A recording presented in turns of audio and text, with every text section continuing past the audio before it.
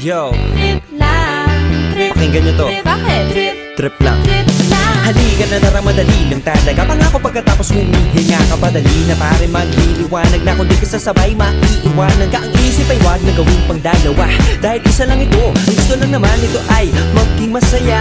Para di ka mabato ay iwasan mo ang pananatili sa isang lugar. Ibig ko sabihin ay huwag ka papasakop sa takot, wag ka papasakop. Kapag nangate, di ka matito isipin mo. Tinipan sa lahat ng karanasan mo dito sa mundo. Bilang tao, gano'n pa rin hindi nagbago. Pinakamasaya yung di pinlano. Kasi pag di mo pa alam, di mo nakakatakot pero exciting naman. Exciting!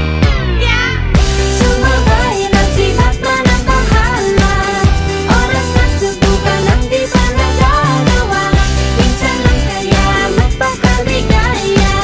Mag-enjoy, magsaya, walang mawawala. Trip, trip, trip, trip lang.